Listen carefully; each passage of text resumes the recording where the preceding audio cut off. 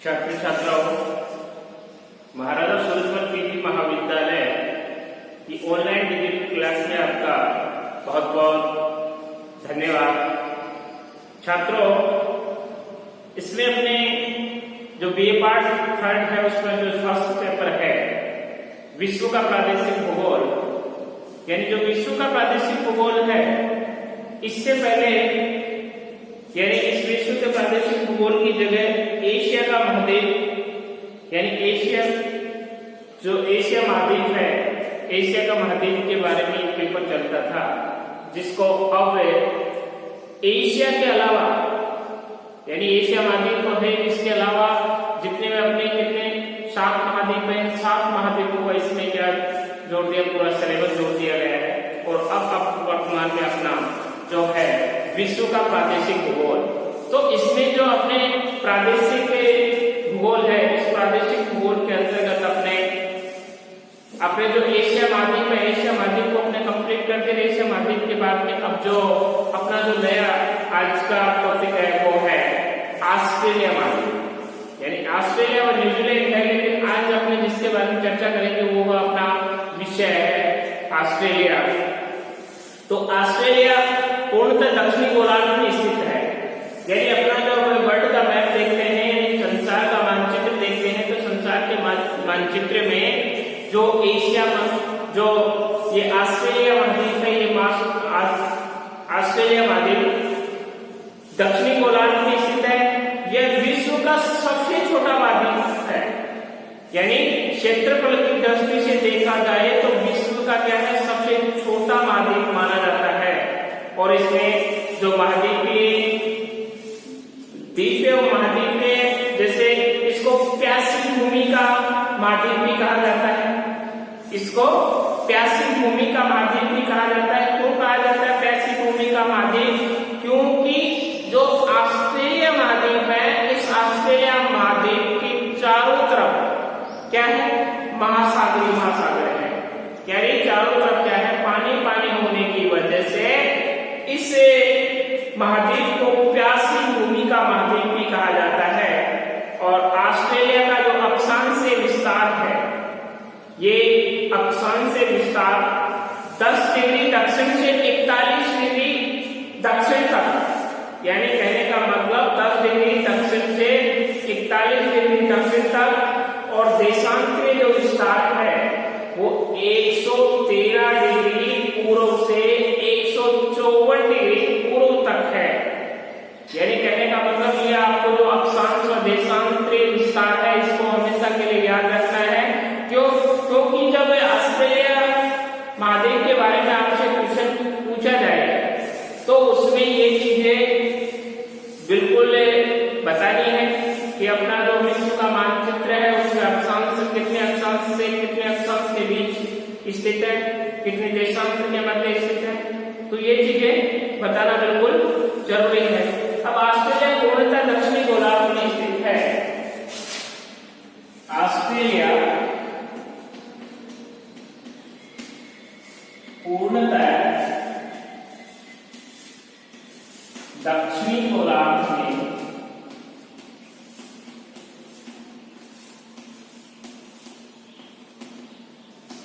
स्थित है, पूर्णतः दक्षिणी गोलार्ध में स्थित है। यह विश्व का सबसे छोटा महाद्वीप है, यह विश्व का सबसे छोटा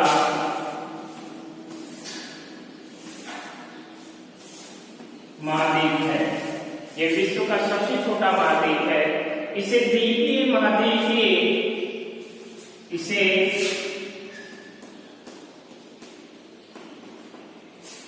द्वीपीय व महाद्वीपीय एवं प्यासी भूमि का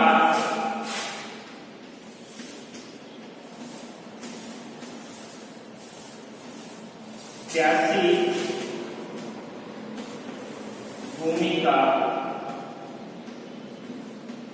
महाद्वीप भी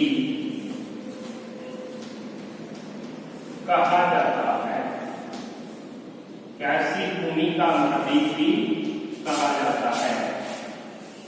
यानी कई बार एक क्वेश्चन पूछा गया है, जो ऑब्जेक्टिव टाइप क्वेश्चन आते हैं उस ऑब्जेक्टिव टाइप में क्वेश्चन पूछा जाता है, काफी बार पुटअप होता है कि प्यासी भूमि का महाद्वीप किसे कहा जाता है, तो प्यासी भूमि का जो महाद्वीप है वो है ऑस्ट्रेलिया महाद्वीप। अब इसकी जो अक्षांश से ऑस्ट्रेलिया का जो अक्षांश से विस्तार है 10 डिग्री अक्षांशीय विस्तार,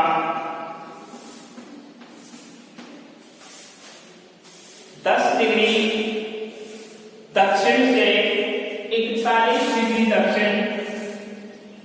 दक्षिण से 41 डिग्री दक्षिण तक वह देशांतरीय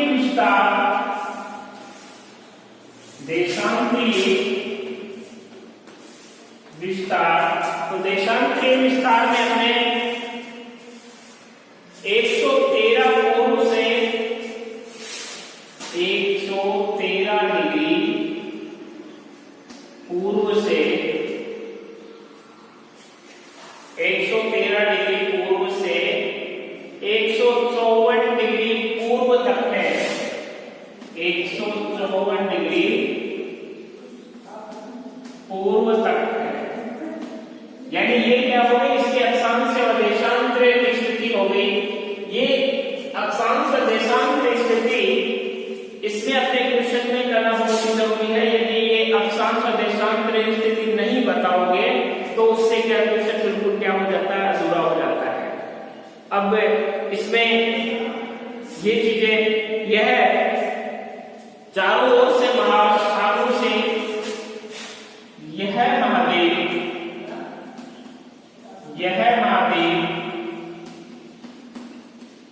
चारों ओर से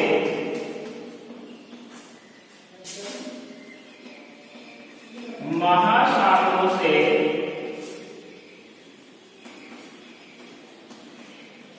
घिरा हुआ है। यानी चारों तरफ से किससे पानी इसकी चारों तरफ से महासागरों से घिरा हुआ है।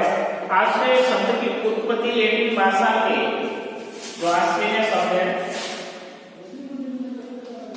ऑस्ट्रेलिया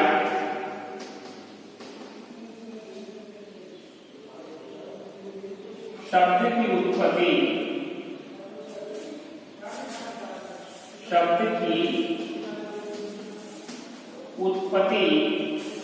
ऑस्ट्रेलिया शब्द की उत्पत्ति लैटिन भाषा के ऑस्ट्रियस, लैटिन भाषा के ऑस्ट्रियस, लैटिन भाषा के ऑस्ट्रेलियस शब्द से हुई है, शब्द से हुई है,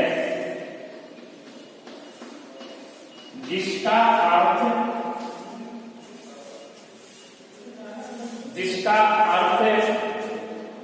दक्षिण है, जिसका अर्थ है दक्षिण, जिसका अर्थ दक्षिण है। तस्मान व कुक की साहसिक यात्राओं का ऑस्ट्रेलिया की खोज में विशेष महत्व है। यानी तस्मान व कुक की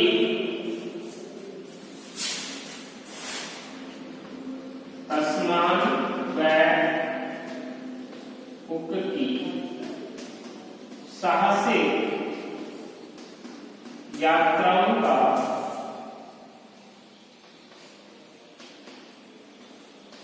काफी महत्व है। क्यों है महत्व? क्योंकि ये दोनों अमेरिकन भूगोल वेता थे। अब दोनों अमेरिकन भूगोल वेता होने के कारण इसने यानी इसका सबसे पहले इसकी खोज की और इस महाद्वीप के प्रथम अन्वेषक W.S. जॉन्स माने जाते हैं। इस महाद्वीप के प्रथम अन्वेषक W.S. जॉन्स माने जाते हैं।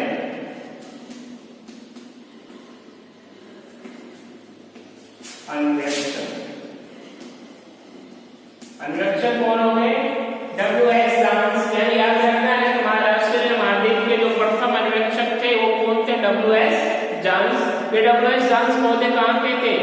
ये अमेरिका के भूगोलवेत्ता थे और उन्होंने सबसे पहले इसको विवेचना की थी। अब है इसका प्राकृतिक स्वरूप यानी फिजिकल स्ट्रक्चर किसकी? ऑस्ट्रेलिया की, यानी ऑस्ट्रेलिया महाद्वीप की प्राकृतिक स्वरूप, प्राकृतिक स्वरूप।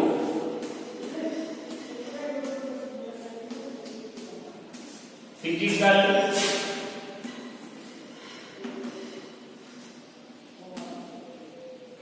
Structure STRU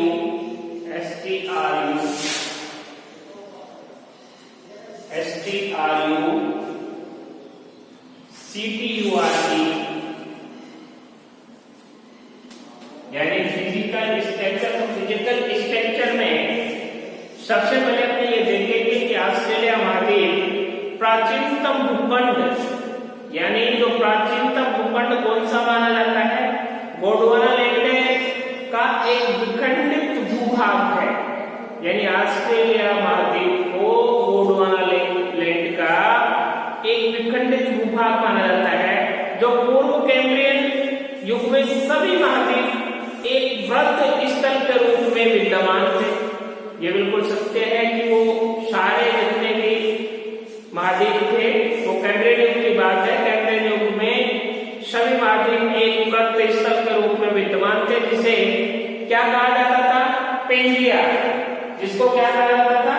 Pangaea. पेंजिया एक क्या था? पिंड था, सभी महाद्वीपों का पिंड था। लेकिन इसको जो अपने ऑस्ट्रेलिया है इसको गोंडवाना लैंड का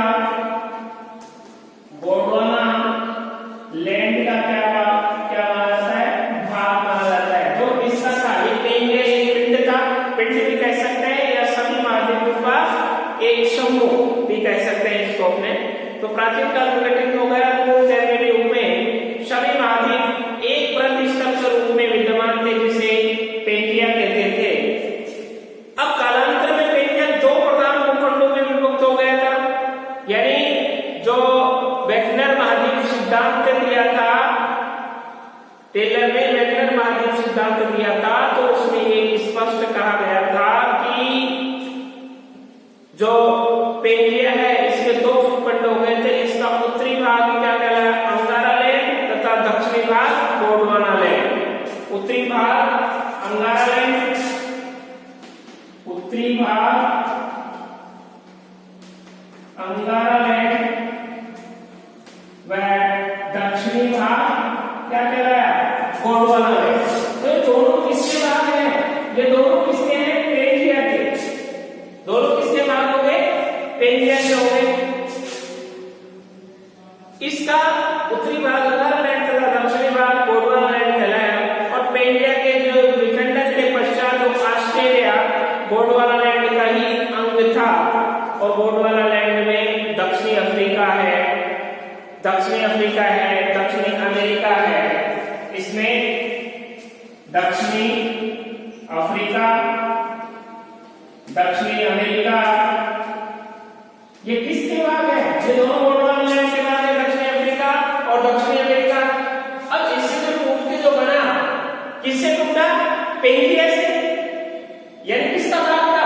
पेंजिया का भाग था। पेंजिया से दो भाग टूट गए। कौन से? गोंडवाना लैंड और अंगारा लैंड। अब जो गोंडवाना लैंड और दक्षिण का भाग था, जिससे कौन से? दक्षिणी अफ्रीका बने और दक्षिणी अमेरिका बन गए, दो भाग बन गए। तो ये आपको ध्यान रखना है कि जो पेंजिया से टूटने के पश्चात दो पार्टों में डिवाइडेशन हुआ, उन दो भागों का डिवाइडेशन का अलग अलग नाम है। यानी एक दक्षिणी भाग था जिसको अंगारा लैंड के भी दो देश है, वो मुख्य कौन से माने जाते हैं? दक्षिणी अमेरिका व दक्षिणी अफ्रीका। ये ध्यान रखोगे। इसके बाद हम नेक्स्ट चलते हैं, यानी अतः ऑस्ट्रेलिया विश्व के प्राचीनतम ये चीज भी आपको ध्यान रखना है कि ऑस्ट्रेलिया विश्व के प्राचीनतम भूखंडों में से एक है जिसकी उत्पत्ति गोंडवाना लैंड के विस्थापन से हुई है, जो मैं पहले ही बता चुका हूं। यानी गोंडवाना लैंड का विस्थापन हुआ, यानी उसके टुकड़े हुए, टुकड़े होने के पश्चात उसका क्या हुआ, यानी विस्थापन हो गया। अब है इसका, ये तो क्या थी इसकी प्राकृतिक स्वरूप यानी फिजिकल स्ट्रक्चर। अब है धरातल यानी धरातल। तो ऑस्ट्रेलिया के धरातल के बारे में हमें चर्चा करें।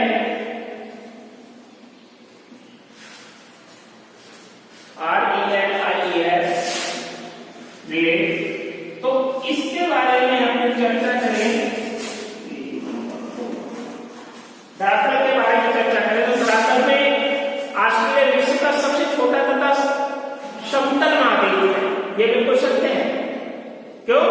क्योंकि ये जो विश्व का सबसे छोटा भी है तथा समतल महाद्वीप है।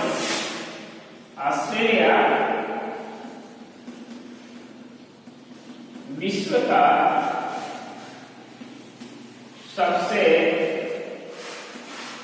छोटा व समतल महाद्वीप कहलाता है। समतल महाद्वीप कहलाता है, समतल महाद्वीप कहलाता है। ऑस्ट्रेलिया का केवल 6% भाग 600 मीटर से अधिक ऊंचा है, यानी ऑस्ट्रेलिया का ऊपर भाग नहीं है, केवल 6% भाग 6% भाग 600 मीटर से ऊंचा है। बाकी 94% भाग समतल है। तो इससे स्पष्ट होता है कि वहां का धरातल क्या है, एक समतल मैदान के रूप में है, समतल पार्ट में है।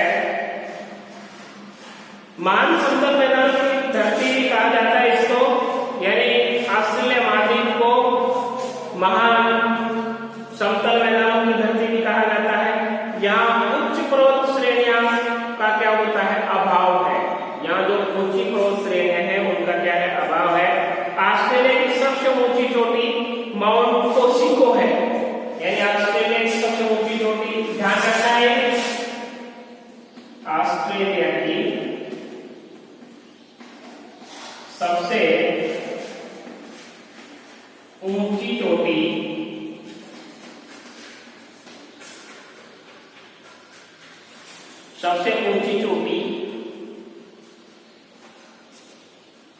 कोसिको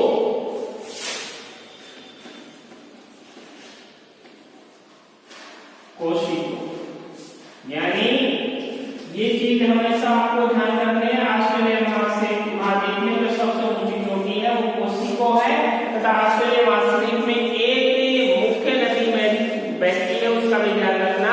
कई बार जो राजस्थान विश्वविद्यालय का जो पेपर हुआ था उसमें मरे डार्लिंग यानी मरे डार्लिंग नदी है कहाँ, ऑस्ट्रेलिया में है, तो उस मरे डार्लिंग नदी को विश्व के मानचित्र में पढ़ते। अब जिस बच्चे को ये ध्यान है कि जो मरे डार्लिंग नदी है वो ऑस्ट्रेलिया में बहती है, तो ऑस्ट्रेलिया बिल्कुल अपना विश्व का मानचित्र में अपने नीचे साइड में जाएगा तो स्पष्ट है जो उसकी आकृति दिख रही है, उसमें यदि आप अंकित कर रहे हैं तो आपके पूरे में 1.5 में से 1.5 अंक आ सकता था।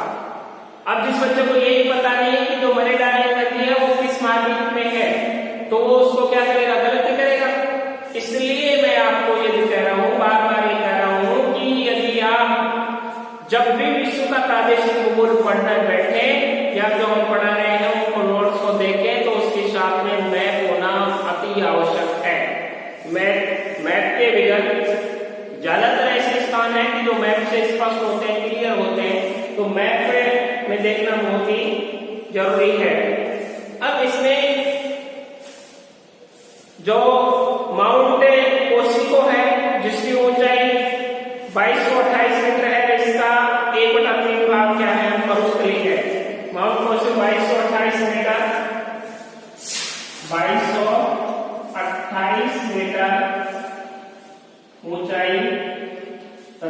1/3 भाग क्या है इसका?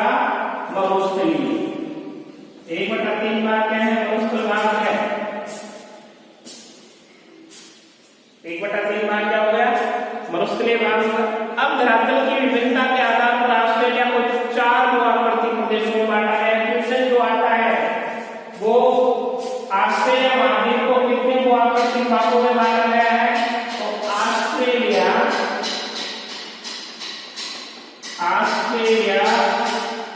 महाद्वीप को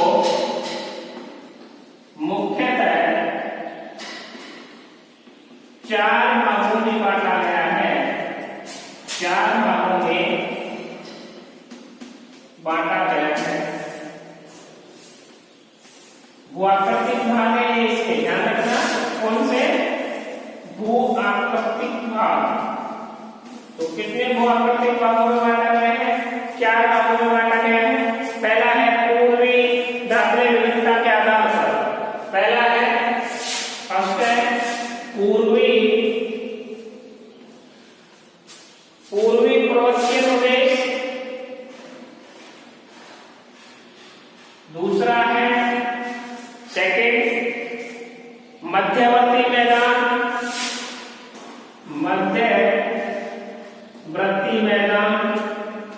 थर्ड है पश्चिमी पठार।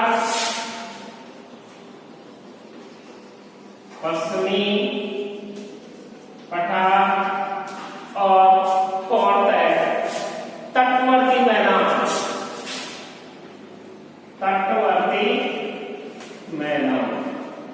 ये इसके भूआकृतिक विभिन्नता के आधार पर। अब भूआकृतिक विभिन्नता के आधार पर 4 भागों में बांटा गया है। पहला पूर्वी पर्वतीय, दूसरा मध्यवर्ती मैदान, तीसरा पश्चिमी पठार और चौथा तटवर्ती मैदान। अब इसका प्रत्येक का अपने को क्या करना है? वर्णन करना है, एलैबोरेट करना है इनको। एलैबोरेट सबसे पहले अपने जो पूर्वी पर्वतीय प्रदेश है, यह भौगोलिक प्रदेश उत्तर में यार्क प्रायद्वीप, यानी उत्तर में यार्क प्रायद्वीप में, यह भौगोलिक प्रदेश है उत्तर में यार्क प्रायद्वीप से दक्षिण में तस्मानिया तथा ऑस्ट्रेलिया के पूर्वी तट के लगभग समांतर फैला हुआ है।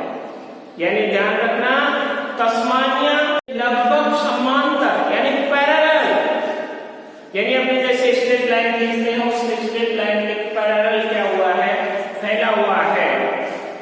और पूर्वी पर्वत श्रेणी जैसे उत्तर से दक्षिण तक लगभग 4500 किलोमीटर की लंबाई में विस्तृत है। इसे प्राय ग्रेट डिवाइडिंग रेंज भी कहा जाता है। यानी जो इसकी जो लाइन है उस लाइन को अपने इस नाम से भी कह सकते हैं, पुकार सकते हैं, वो है ग्रेट डिवाइडिंग रेंज। पूर्व में इसका जो ढाल है वो क्या है? तीव्र है। जो पूर्व भाग है उस पूर्व भाग में इसका ढाल क्या है? तीव्र है, यानी काफी तीव्र ढाल है। तथा पश्चिम भाग की ओर मंद ढाल है। तथा जो पश्चिम भाग है उसमें ढाल क्या है? मंद ढाल है, थोड़ा हल्का ढाल है। इन पर्वत श्रेणियों का जो निर्माण भूगर्भीय हलचलों, वलन है, घर्षण है की क्रियाओं के कारण हुआ, लेकिन इनका जो वर्तमान पठारनुमा जो धरातलीय स्वरूप है वो धरातलीय स्वरूप है अपक्षय एवं अपर्दनकारी क्रियाओं के फलस्वरूप हुआ है।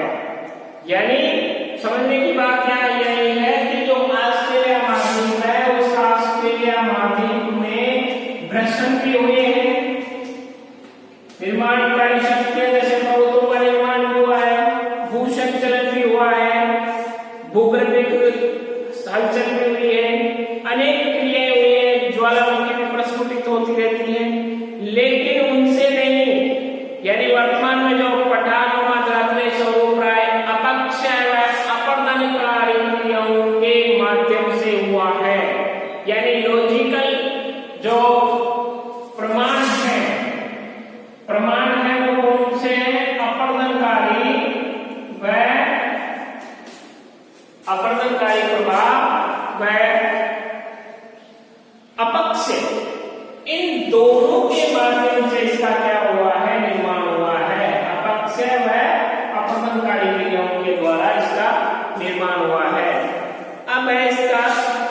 किसका? पूर्वी तटीय प्रदेश का, यानी पूर्वी तटीय प्रदेश का किससे निर्माण हुआ है? अपक्षय व अपघटनकारी शक्तियों के फलस्वरूप। अब है दूसरा मध्यवर्ती मैदान। दूसरा जो अपना है वो है मध्यवर्ती मैदान। तो जो मध्यवर्ती मैदान है, ये मध्यवर्ती मैदान ऑस्ट्रेलिया के मध्यवर्ती मैदान का विस्तार जो कार्पेंट्रिया की खाड़ी है, यानी कार्पेंट्रिया की खाड़ी आप मैप में देखोगे तो स्पष्ट रूप से दिखाई देते हैं। यानी कार्पेंट्रिया की खाड़ी से दक्षिण में इनकाउंटर खाड़ी तक है यह मैदान पश्चिमी पठार का पूर्वी उच्च भूमि के बीच स्थित है।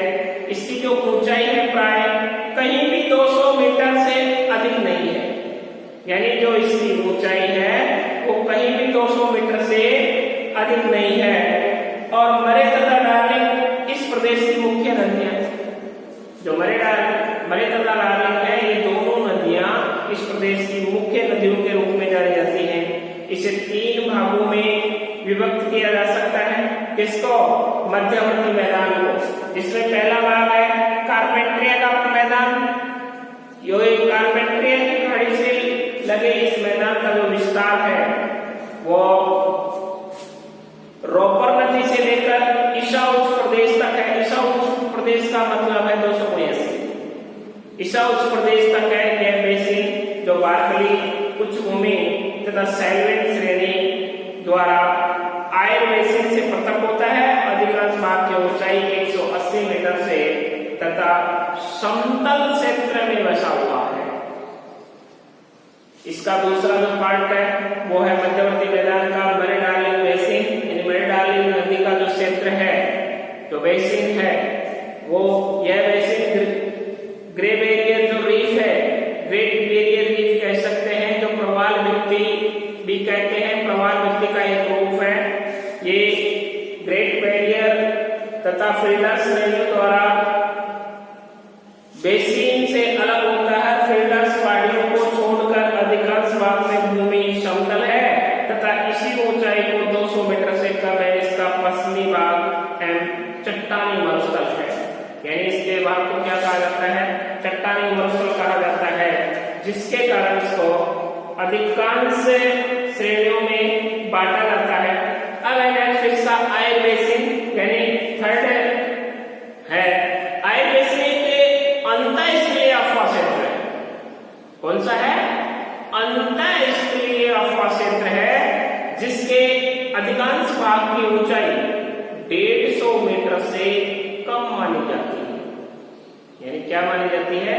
150 मीटर से कम मानी जाती है तथा इसका कुछ भाग समुद्र तल से लगभग 13 मीटर, यानी समुद्र तल से लगभग 13 मीटर नीचा है। और आयर झील ऑस्ट्रेलिया में खारे पानी की बड़ी झील है, जो समुद्र तल से 33 मीटर के नीचे है। इस झील में 12 बुदान व ऊपर नदियां आदि आकर गिरती है। ये ध्यान रखना, जो भी एक ही खारे पानी की झील है ऑस्ट्रेलिया में, वो कौन सी है? यानी जीके का क्वेश्चन बनता है इसमें। यानी एक ही झील है खारे पानी की, वो कौन सी है? 12 बुदान व ऊपर नदियां जिसमें आकर गिरती हैं, वो आयर झील। जो आयर झील कैसी झील है? खारे पानी की झील है, जिसमें कौन कौन सी 2 नदियां आकर, यानी छोटी नदियां हैं, बरसाती नदियां हैं। ये बरसाती नदियां इसमें आकर क्या करती हैं? गिरती हैं, यानी उनके बहाव क्षेत्र में उस पानी की पूर्ति करती है। अब है पश्चिमी पठार, जो तीसरा है वो है पश्चिमी पठार। अब पश्चिमी पठार को देखें हमने तो ऑस्ट्रेलिया का जो भूआकृतिक संदर्भ है, यह पठार ऑस्ट्रेलिया के आधे से अधिक भाग पर विस्तृत है। यानी पश्चिमी पठार यह ऑस्ट्रेलिया के आधे से अधिक भाग पर विस्तृत है। और इस पठार की सामान्य ऊंचाई 150 से 600 मीटर के बीच है। यानी इस पठार की ऊंचाई 150 से 600 मीटर के बीच है। पठार का जो पश्चिमी भाग है अधिकतर 900 से 1200 मीटर की ऊंचाई तक तीव्र ढाल वाला है। यानी इस पठार का जो पश्चिमी भाग है अधिकतर 900 से 1200 मीटर की ऊंचाई तक तीव्र ढाल वाला है, जबकि पूर्व की ओर साधारण ढलान पाया जाता है। जबकि पूर्व की ओर साधारण ढलान पाया जाता है। उत्तरी पश्चिमी भाग में जो एप्लाटिया का पठार है जो 900 मीटर से भी क्या अधिक ऊंचा है। अब जो फोर्थ पॉइंट है अपना वो है तटवर्ती मैदान। तटवर्ती मैदान का मतलब ये होता है जो समुद्र तटीय क्षेत्र है और समुद्र तटीय क्षेत्र यानी किनारे, उन किनारों के सहारे जो कट होती है उन्हीं को कहा जाता है तटवर्ती। इस महाद्वीप के जो उत्तरी पश्चिमी एवं उत्तरी तटीय मैदान अपेक्षाकृत अधिक क्या है, चौड़े हैं, यानी सकड़े नहीं है, चौड़े हैं, जबकि प्रशांत तटीय मैदान बहुत ही सकरावाद है। जबकि प्रशांत तटीय मैदान बहुत ही सकरावाद है तो उत्तरी तटीय मैदान दलदली तथा कम उपजाऊ है। यहाँ पर चौड़ी तथा गहरी घाटियां तथा बालू का पुलिंदों का क्या होता है, निर्माण होता है।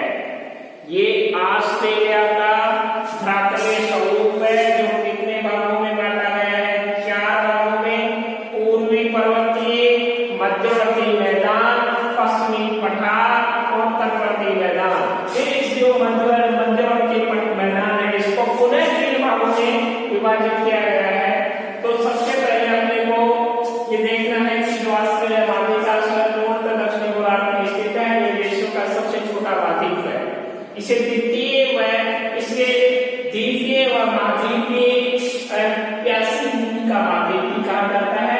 अब ये इसका अक्षांश से विस्तार अगर देखें तो 10 डिग्री दक्षिण से 41 डिग्री दक्षिण तक। देशांतरिक विस्तार की बात करें अपने तो 113 डिग्री पूर्व से 154 डिग्री पूर्व तक है। यह महाद्वीप चारों ओर से किसी महासागरों से घिरा हुआ है। और इसमें यदि ऑस्ट्रेलिया शब्द की बात करें तो ऑस्ट्रेलिया शब्द जो लैटिन भाषा के ऑस्ट्रेस शब्द से हुई है जिसका अर्थ होता है दक्षिण। इसका अर्थ क्या होता है, दक्षिण।